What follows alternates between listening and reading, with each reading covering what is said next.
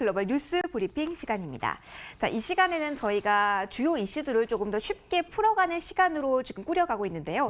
오늘 같은 경우에도 뭐 지수의 움직임은 뚜렷하지 않았지만 아무래도 그 이유가 주 후반에 빅 이벤트가 있기 때문이었기 때문에 조금 더 이럴 때일수록 숨을 고르고 그 이슈를 깊이 있게 좀 알아보는 시간 여러분들 저희와 함께 가져보셨으면 좋겠습니다. 자, 오늘 첫 번째 이슈부터 바로 시작하도록 하겠습니다. G20입니다. G20. 언제부터 우리가 이거 얘기하고 기대했나요?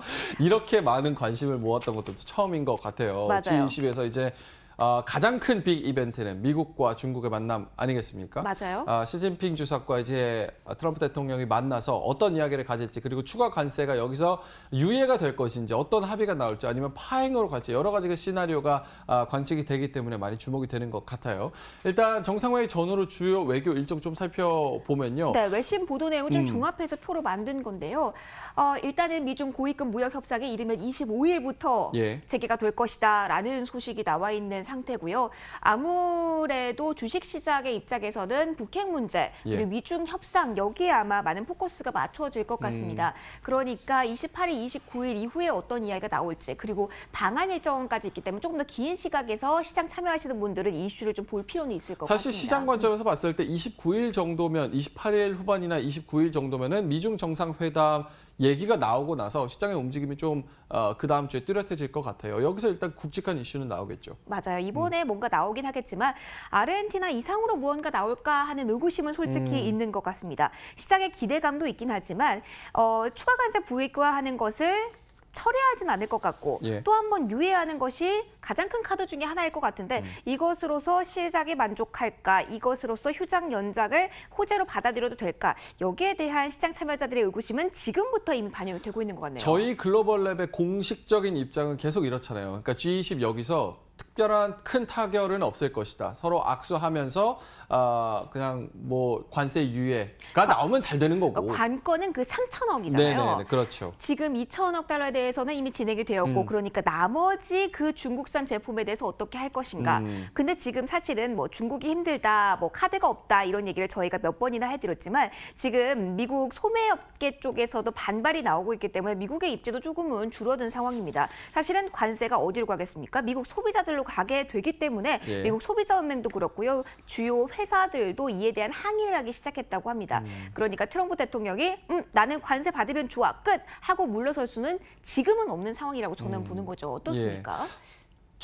제 생각에는 뭐 맞는 말씀하셨고 저희 글로벌랩에서 계속 전해드리는 게 여기 미중 정상회담에 큰 기대를 하면 안 된다. 맞습니다. 뭐 기대감은 가질 수 있지만 크게 실질적으로 타결될 수 있는 부분은 없고 악수를 하고 잘 해보자 이런 다짐을 하고 이제 연준한테로 이제 그 공이 넘어가서 연준이 이제 금리 인하를 진행해야 되는 단계, 요 수순으로 가지 않을까 이렇게 좀 현실적으로 바라보고 있는 상황입니다. 그거는 저나 뭐 김민지 앵커나 아니면 소장님이나 의견이 똑같잖아요. 맞아요. 그리고 홍콩 언론 같은 경우 좀 객관적 시각을 또 담기로 유명을 한데 이번에도 크게 다르지 않다. 잘해봐야 휴전이다라고 이야기를 했네요. 저도 여기에 어느 정도 동의를 하는 것 같아요. 그러니까 여러분도 기대치를 미중 협상에 관해서 일단 낮추시는 게 좋겠고 물론 서프라이즈가 나오면 좋겠습니다만. 휴전해서 트럼프 대통령 입장에서는 나쁠 게 없어요. 왜냐하면 어차피 재선 이제 재선 가도가 시작이 됐잖아요. 이제 한참 피크에 딱 올랐을 때 미중 협상 어느 정도 딱 양보를 하는 척하면서 타결을 하는 게 재선은 훨씬 더 유리하죠. 그리고 이번에 두 가지의 공을 잡고 있잖아요. 중국만 잡고 있는 게 아니라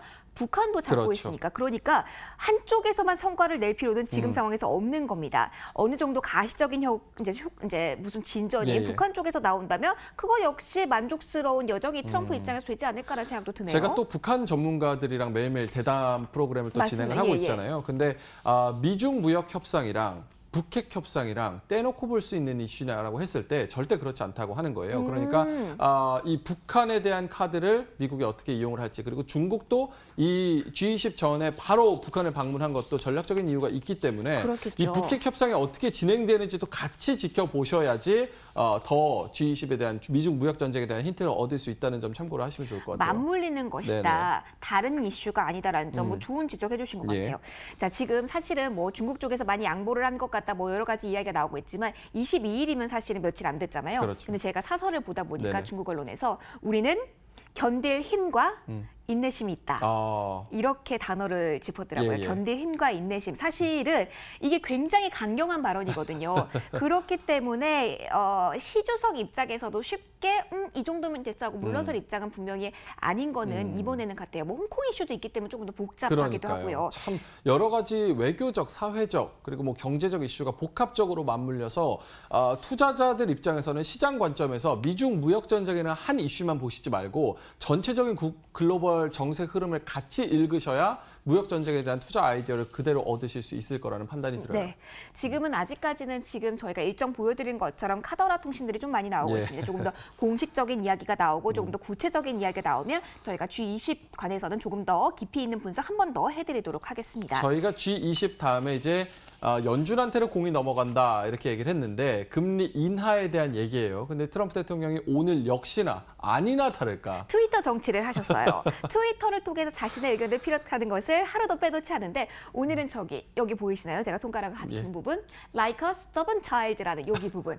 이 부분이 사실은 연준 의장한테 이렇게 표현을 한 거거든요. 고집센 아이다. 이게 사실은 스터번 차일드는 그 토이저러스 이런 매장 가면은 바닥에 누워 있는 애들 많잖아요. 그렇죠. 울면서 야 하는 애들이잖아요. 사줘 안 그럼 안 가 이러면서. 그러니까 생각이 분명하지 않고 왜 저렇게 짜증을 내는지 모르겠다. 그런 아이들한테 표현하는 건데 네. 이렇게 직설적으로 연준 의장을 중앙은행장을 표현했다는 거는 저는 조금 파월 의장 입장에서 너무 속상할 것 같고요. 저는요 트럼프 대통령이 그냥 자기도 겸직을 했으면 좋겠어요. 이럴 거면은 그냥 자기가 연준의장 하지. 뭐하러 앉혀놓고. 그러니까 저도 사실 독립성도 네. 없지 하라고 뭐라고 맨날 뭐라 그러지. 중앙은행은 네. 독립성이 보장이 돼야 되는 거죠. 그러니까요. 그래서 임기가 약간 대통령 임기랑 엇갈려서 되는 거 맞는 거죠. 그러니까 금융 대통령이잖아요. 그렇죠. 근데 금융 대통령이라는 표현을 저희가 예. 예전엔 정말 많이 썼던 것 같은데 이번엔 못 쓰는 것 같아요. 이러잖아요. 최근 파월 의장을 연준의 일반 이사직으로 강등시키는 방안의 합법성도 검토한 것으로 전해졌다. 블룸버그에서 뭐 이런 얘기가 많이 나와서 오보다 뭐 이렇게 공식적으로 해명을 하기는 했지만 뭐 아니 땐 굴뚝에 연기 나겠습니까? 했던 것은 맞는 것 같아요. 그러나 지금은 조금 잠잠해지는 거 맞는 것 같고 파월 의장은 그 와중에 예. 임기 다 난 채울 것이다 라고 이야기를 한 걸 보면 만만치는 않은 인물인 건 예. 분명한 것 같아요. 사실은 뭐 법적으로 독립성이 원래 법적으로 딱 이렇게 정해져 있으면 트럼프 대통령이 강제로 뭐 또 끌어내릴 수 있는 방법은 상식적으로는 없을 거라고 생각이 드는데. 근데 뭐 상식 네, 바뀌기도 상식 하니까 바뀌니까. 이 내용을 그냥 잠깐 좀 짚어보고 예. 좀 금리 인하에 대한 이야기 추가로 해보면요. 트럼프 대통령은 연준이 왜 기준금리를 내리지 않는지 모르겠다라고 이야기를 하면서 만약에 연준이 제대로 금리를 인하하고 조처를 했으면 미국의 GDP 성장률이 4에서 5%대까지 달했을 것이다 라고 이야기를 했습니다. 그러니까 난 잘했는데 연준이 도와주지 않아서 뭐 지금도 솔직히 3%대면 너무 좋은 성장률입니다만 내가 이 정도까지 못하는 건 연주 때문이야 라고 이야기를 한 것 같습니다. 예. 그러니까 지금 기대감이 상당히 높지 않습니까? 예. 7월에 100%할 것이다. 이렇게 시장은 움직이고 있는데 그러니까 100% 해야 돼? 한 번 더 압력을 강하는 게 아닌가 싶기도 해요. 저는 여기서 트럼프 대통령 편을 한번 들어도 되나요? 그럼요? 지금 무역 전쟁이 진행이 되고 있잖아요. 네. 근데 피해 보는 기업들도 많이 생기고 아까 말씀하셨다시피 피해 보는 기업들도 많이 생기고 이제 농가들도 또 볼멘 소리를 하는 농가들 그런 주민들도 많이 생겨나고 있는 게 현실입니다. 그렇기 때문에 트럼프 대통령은 무역 전쟁의 힘을 조금 더 받기 위해서 연준이 도와주면 사실은 이제 미국이 큰 타격을 받지 않고 중국을 제압할 수 있는데 연준이 거기에 힘을 안 준다 이거죠. 그러니까 좀만 더 도와주면 무역 전쟁을 쉽게 이길 수 있는데 만약에 연준이 금리 진행을 안 하고 미국 경제가 더 나빠지고 그리고 무역 전쟁에서 이제 중국과 대등하게 경쟁을 해야 된다고 치면은 트럼프 대통령에서 더 힘든 상황이 되는 거죠. 그러니까 전체적인 그런 애국자론적인 입장에서 봤을 때 연준이 같이 힘을 합쳐서 도와주면 아메리카 퍼스트를 유지하는데 큰 도움이 될 텐데 그렇게 안 해주니까 자꾸 이런 얘기가 나오는 거 아닌가. 근데 반대로 이런 입장도 있더라고요. 지금보다 미국도 상황이 나빠지고 네. 중국도 상황이 나빠져야 합의가 나올 것이다. 더 피를 많이 흘려야 서로. 그렇죠. 그러니까 여기서 연준이 어느 정도 뒷받침을 해주면 미국은 더 많은 것을 요구할 것이고 그러니까 더 많은 무언가 성과를 위해서 중국하고 격차를 좁히지 않을 것이다. 그렇기 때문에 합의가 이루어질 수 없다. 이런 분석도 있는데 이 분석도 저는 상당히 일리가 있다고 그럴 생각을 수도 합니다. 있네요. 네. 또 여담으로 얘기를 하자면 미국이 자국 경제의 60%, 65% 이상 다른 나라가 치고 올라오는 걸 절대 봐주지 않는다고 해요. 그러니까 일본이 이제 치고 올라왔을 때 세계 2위의 경제 대국이었을 때 플라자 합의로 일본을 침몰시킨 것, 그리고 러시아 침몰시킨 것, 뭐 여러 가지를 놓고 봤을 때 중국이 사실 미국 경제 한 60, 65% 정도 올라왔을 때가 2009년. 금융위기 때, 맞아요. 그때가 이제 한참 올라왔었는데 이제 금융위기로 미국이 너무 정신이 없었다 이거예요. 그걸 수습하느라. 그래서 그때 중국을 제압을 못했고 10년 뒤에 지금 이제 좀 정신을 차려서 중국을 제압하려고 보니까 그때쯤이면 2009년 때였으면 쉽게 제압을 할 수 있었을 텐데 지금 좀 힘들어졌다. 지금 그래서 힘든 싸움을 하고 있다. 이런 얘기가 나오고 있더라고요. 사실 그때 당시만 하더라도 중국 내부에서도 G2라는 표현을 중국인들이 부담스러워했거든요. 근데 요즘은 좀 담담해진 것 같아요. 이러한 그러니까요. 상황 속에서도. 그러니까 미국 측에서는 타이밍을 한 번 놓쳤으니 이번에 꼭 잡아야 된다라는 거고 트럼프 입장에 지금은 연준에 SOS를 청하는 건데 예. 연준에서 받아줄지 여부는 모르겠습니다만 시작의 기대감은 트럼프로 인해서 계속 이어지고 있는 것은 맞는 것 근데 같습니다. 파월 의장 입장에서도 트럼프 대통령이 이렇게 얘기를 하고 대놓고 얘기를 하고 너무 대놓고. 시장에서도 원하고 언론에서도 원하고 하니까 사실은 눈치가 있다면 내리지 않고는 좀 힘들지 않을까. 일단 G20에서 어떤 변수가 나오는지 이 고비부터 넘기고 예. 봐야겠죠. 예. 금리 인하 이슈는 꾸준하게 짚어드리도록 하겠습니다. G2 무역 전쟁에서 서로 많이 출혈을 해야 이게 해결이 될 것이다 이렇게 말을 하셨는데 그렇게 출혈을 많이 하면 할수록 또 수혜를 보는 나라가 있어요. 있을 거 아니에요. 특히 동남아시아 국가들이 그 주인공입니다. 예. 지금 헤드라인으로는 베트남이 나와 있는데요. 베트남이 엄청 많이 엄청 많이 대미 나와 수출이 있죠. 엄청 많이 증가했어요. 거의 40%에 네. 육박합니다. 1월에서 4월 사이에 베트남 대미 수출을 지난해 동기 대비 40% 증가. 와, 엄청난 수치네요. 근데 제가 매일 시황을 할 때 베트남도 보고 뭐 인도네시아, 태국 여러 증시를 봅니다만 예. 제가 세부적인 내용들도 다 전해드리진 않지만 내용 이슈를 다 보거든요. 근데 다 모든 국가들이 이런 기대를 하고 있어요. 어떤 거? 필리핀 역시 네. 수혜국으로 지정될 것이다라는 기대가. 베트남 역시 그렇고요. 예. 그리고 인도네시아 역시 신용등급 상향 조정과 맞물려서 우리도 수혜를 볼 수 있지 않을까? 라면서 이 틈새를 노리는 국가들은 사실 상당히 많습니다. 와. 근데 그중에 핵심은 바로 베트남이라고 할 수가 있겠죠. 와. 자, 2014년부터 쭉 수직 상승하고 특히 지난 2017년부터 그 사이에 그 상승세를 보시면 대표적인 수혜국은 베트남이 맞구나 싶기도 해요. 그러게요. 베트남 우리나라가 좋은 이미지를 가지고 있다는 게 정말 긍정적인 것 같아요. 박항서 맞아요. 효과, 뭐 여러 가지 BTS. 맞아요, 사실 맞아요. 우리나라 외교는 스포츠맨들 그리고 연예인들이 다 한다 이런 얘기가 있잖아요. 손흥민, 류현진, BTS, 박항서. 우리나라 외교는 이 사람들이 다 한다. 우리 명민진 앵커 여기서 뭐 하십니까? 어디 베트남 가셔야죠. 베트남으로 유튜브 같은 거 진출하려고요. 예, 괜찮을 것 같아요.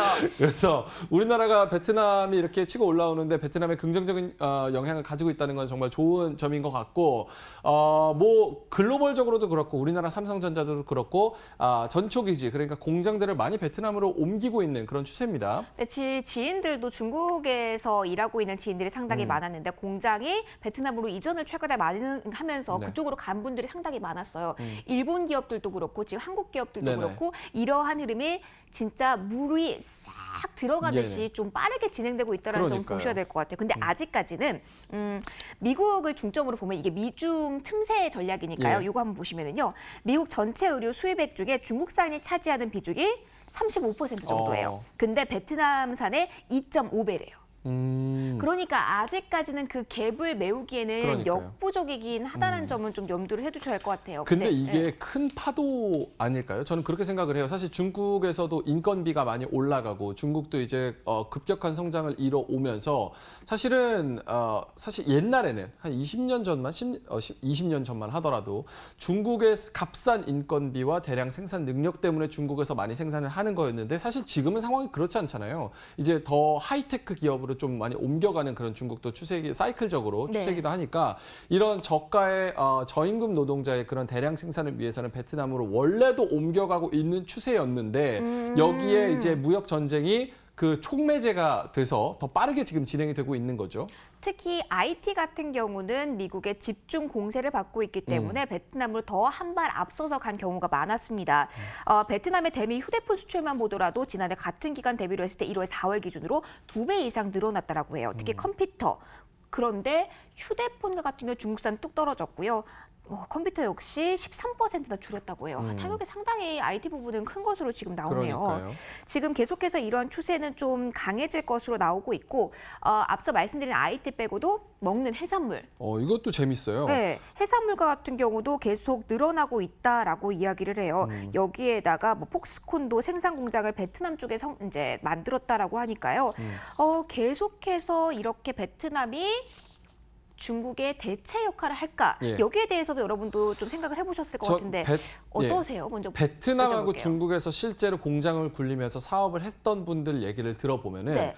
가장 많이 하는 얘기가 중국에서 사실 성공해서 거기서 사업적으로 큰 성공을 이룬 사람들이 뒤통수를 가장 많이 맞는다는 거예요. 그러니까 사업을 엄청 많이 키워놓으면은 네. 공산당이 그것을 이제 진짜 경쟁력 있는 사업으로 키워놓으면 공산당이 롯데마트나 다른 기업들한테 하는 거 보셨잖아요. 어떻게든 태클을 해서 그 걸고 넘어져서 이 사업을 못하게 해버린다는 거예요. 그러면 헐값에 그 인프라 시설은 다 갖춰놓고 이제 오너가 바뀌게 그러니까 헐값에 팔아 넘기고 나와야 되는 그 뒤통수 맞는 경우가 굉장히 많은데 네. 베트남은 그런 리스크가 좀 적다 이거죠. 근데 베트남도 공산주가 아닙니까? 그렇죠. 근데 네. 하지만 정치적 개입이 좀 덜하다 이거죠. 아. 그러니까 중국은 산업에 대한 성장에 대한 욕심이 굉장히 많기 때문에 네. 산업을 경쟁력을 크게 해서 키워놓으면은 그 공산당이 뺏을 가능성이 굉장히 높다는 거예요. 그래서 중국 가서 사실 한국인이 중국말도 사실 잘 못하고 중국 문화도 익숙하지 않잖아요. 거기서 이제 성공해서 돌아오는 사람은 극소수에 불과하다. 이런 얘기 정말 많이 나오잖아요. 현재 분위기는 근데 그러합니다만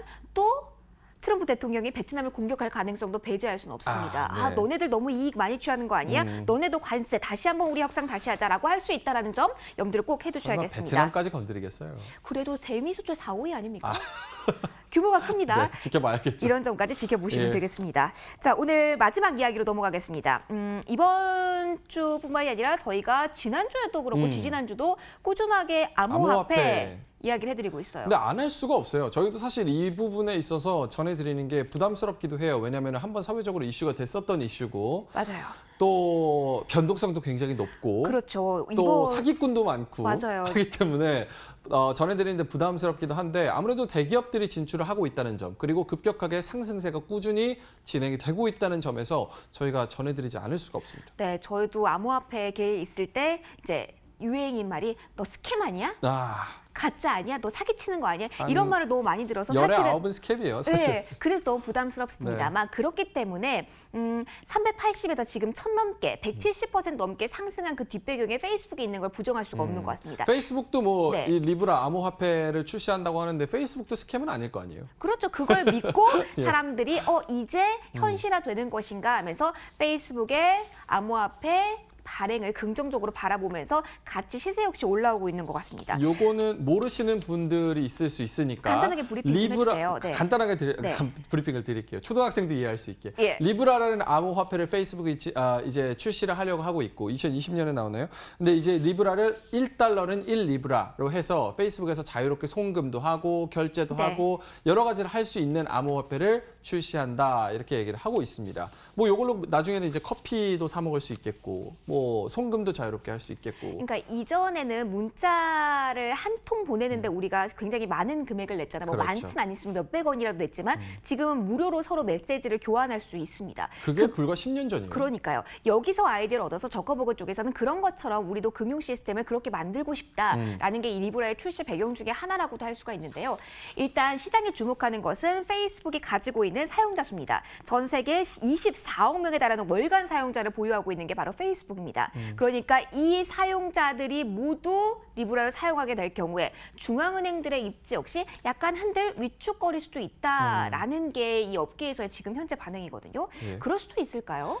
저는 개인적으로 핵심은 뭐냐고 생각하면 비트코인이 얼마가 오르고 뭐 암호화폐가 이런 건 사실 핵심이 아니라고 봅니다. 저는 핵심이 뭐냐면 네. 글로벌 전체적으로 탈중앙은행화가 진행되고 있는 큰 파도가 오고 있다는 게 가장 큰 핵심 이슈인 것 같아요. 예를 들어서 페이스북이 지금 뭐 그런 SNS 사용자, 대거 SNS, 빅데이터를 이용한 리브라라는 암호화폐를 진출하는 거는 이제 시작에 불과하고 예를 들어서 애플이 코인 내놓고 삼성이 코인 내놓고 여러 가지 글로벌 기업들이 빅데이터를 기반으로 코인을 내놓는다면 사실은 달러와 중앙은행이 그렇게 공존할 필요가 없어요. 그러나 탈중앙화가 또 어려운 이유가 페이스북의 코인은 페이스북이 어느 정도의 입지를 다지게 되고 예. 이사회로 다수결 연칙을 가게 되고 하기 때문에 기득권 세력은 우리가 피할 수는 없는 것 같습니다. 다음 기회에 조금 암호화폐에 대해서 좀 깊이 있는 이야기 할 기회가 있으면 저희가 해보도록 하고요. 오늘 시간 관계상 페이스북의 이야기 예. 여기서 마무리 짓도록 하겠습니다. 글로벌 뉴스 브리핑 오늘 여기서 끝내도록 할게요.